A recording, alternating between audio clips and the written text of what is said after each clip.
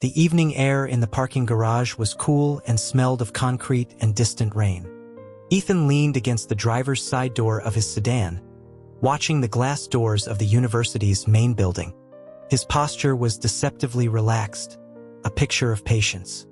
Inside, his thoughts were a focused hum. Leo would be out soon. The lecture had ended 5 minutes ago. He'd seen the first wave of students spill out, but not the one he was waiting for. A familiar figure finally appeared, backpack slung over one shoulder, laughing at something a friend said. "Leo!" The sight of him, easy and bright in the fluorescent light of the lobby, sent a quiet, possessive warmth through Ethan's chest. It was always there, this deep-seated need to have Leo within reach, to know he was safe in his. Leo spotted him, his smile widening into something more private, more real.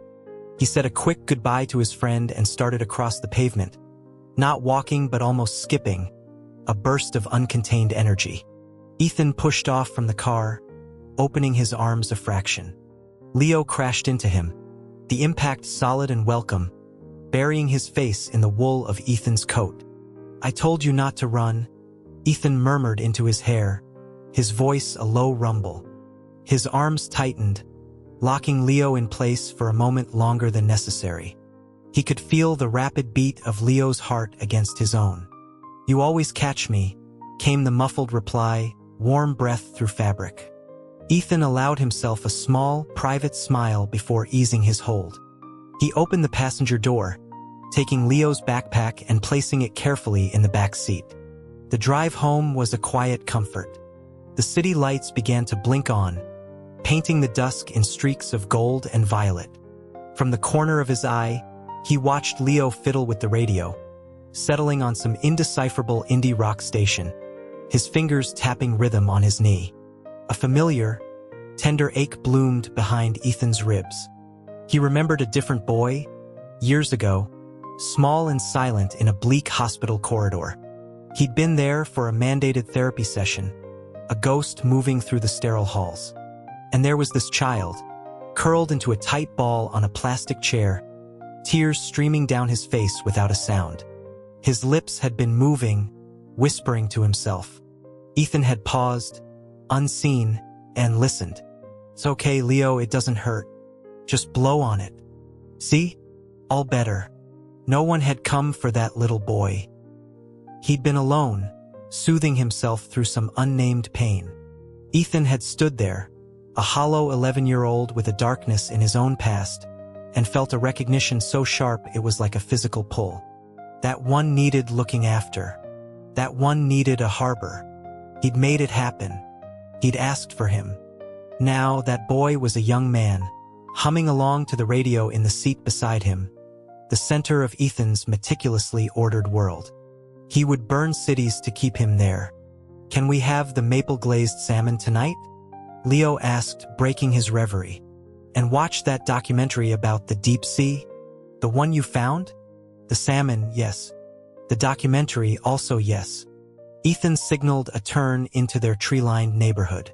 "Other negotiations will be discussed later." Leo huffed a laugh, but a faint pink colored his cheeks. He looked out the window, a smile playing on his lips. Later, after dinner was cleared away and they were tangled together on the large sectional sofa, the eerie blue light of the television screen washing over them, Ethan felt the secure, quiet rightness of the moment. Leo was a warm weight against his side, head on his shoulder. His fingers idly combed through Leo's soft, messy hair. He thought of the 6 months Leo had spent in Vancouver. A necessary separation, a strategic retreat, while Ethan dismantled the last vestiges of his father's influence within the company. They had planned it together. A clean, temporary exit to remove Leo as a potential target. He had received daily reports, videos, photos. He knew every coffee shop Leo frequented, every classmate he spoke to. The logical part of his mind was satisfied. The other part, the part forged in childhood trauma and nurtured on a single, unwavering fixation, had been starving. It had played out terrible fantasies of loss and betrayal. Seeing Leo again in that snowy grocery store parking lot, laughing as some stranger handed him a dropped bag of oranges, had snapped the last thread of his restraint. The following hours were a blur of desperate, furious reclamation. He knew he'd been rough. He knew he'd overwhelmed him. The memory of Leo's wide, tear-filled eyes, his muffled protests, sent a pang of shame through him, quickly followed by a darker, more primal thrill. Mine. Undeniably mine. You're thinking too loud, Leo mumbled, nudging his chin with his head. Am I? Yeah. Your heartbeat changed. Leo shifted, looking up at him. In the dim light, his eyes were dark pools. Stop it. I'm right here. Ethan cupped his face, thumb stroking his cheekbone. I know. He leaned down, capturing Leo's mouth in a slow, deep kiss. It was a vow, an apology, and a promise all at once. Leo melted into it, a soft sigh escaping him. When they broke apart, Leo's voice was barely a whisper. I'm not going anywhere, Ethan. You're stuck with me. The words sank into him, soothing the ragged edges of his fear. He believed him. He had to. The alternative was unthinkable. He would build a fortress of love and security so impregnable that Leo would never want to leave. He would be everything: protector, provider, lover, home. The next afternoon, Ethan stood by his car again, waiting. He saw Leo emerge with a group of friends, including that boisterous one, Jake. There was backslapping and loud laughter. Jake threw an arm around Leo's shoulders in a casual, friendly hold, saying something that made Leo grin and shove him playfully. A cold spike drove straight into Ethan's gut. The possessive warmth of the previous night vanished, replaced by a sharp, familiar chill. His expression didn't change, but his gaze turned assessing, calculating. He moved forward, his steps quiet on the pavement. Leo, he called, his voice even. Leo turned, his smile softening when he saw Ethan. He slipped out from under Jake's arm, a subconscious movement that eased the tightness in Ethan's chest by a fraction. Jake, to his CR, immediately straightened up, his earlier bravado shrinking under Ethan's silent regard. Hey, you're early, Leo said, trotting over. Finished my meetings. Ethan's eyes flicked to Jake, then back to Leo. He reached out, his hand settling possessively on the back of Leo's neck, his thumb rubbing a slow circle on the sensitive skin just under his hairline. Ready to go? Leo nodded, a slight flush on his neck where Ethan touched him. Yeah. See you tomorrow, Jake. Yeah, sure. Bye, mister. Thorne, Jake said, the informality of Ethan clearly dying on his lips. In the car, the silence was different. Heated. Ethan focused on the road, his knuckles white on the steering wheel. He could feel Leo's sidelong glances. He's just a friend, Leo finally offered, his voice small. I didn't say anything. Ethan's tone was mild, too mild. You didn't have to. I can feel it. Leo sighed, a sound of fond exasperation. You're being ridiculous. Ethan didn't answer.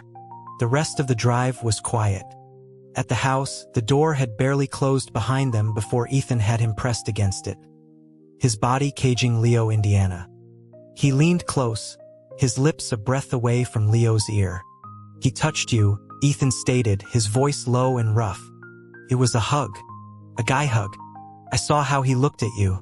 Ethan's hand slid under Leo's shirt, palm flat against the warm skin of his stomach. He could feel the muscles quiver. This is mine. Every part of you. I won't share. Leo's breath hitched. He knew better than to argue when Ethan was like this, when the calm, controlled facade gave way to this intense, consuming fire. There was fear, yes, a quick flutter in his pulse. But underneath it, a treacherous part of him thrilled at the raw display of need. This was the flip side of all that gentle devotion. A love that was all-consuming, borderline terrifying, and utterly inescapable. Ethan, he started, but the protest was weak. Tell me you understand, Ethan demanded, his mouth trailing down Leo's throat, not quite kissing, just claiming the space. Leo's head fell back against the door. His eyes closed. He was already surrendering, drawn into the gravitational pull of Ethan's intensity. I understand. It was much later, in the rumpled darkness of their bed, that Ethan allowed the tension to leave his body. Leo was asleep, exhausted, curled against his side. Ethan watched the slow rise and fall of his chest, the peaceful expression on his face. He traced the line of Leo's jaw, featherlight. The old fears whispered, his father's cold threats, the memory of his mother's vacant eyes, the isolating sterility of the treatment center. All of it had carved a hollow space inside him that only Leo could fill. He knew his love was a storm. He knew it could be overwhelming. But it was the only kind he had to give, absolute, possessive, and fiercely protective. He pressed a kiss to Leo's temple, breathing in the familiar scent of his shampoo. "You are my harbor," he whispered into the quiet room. "And I am your storm. We fit." He would spend every day of his life making sure Leo never wanted to seek calmer waters.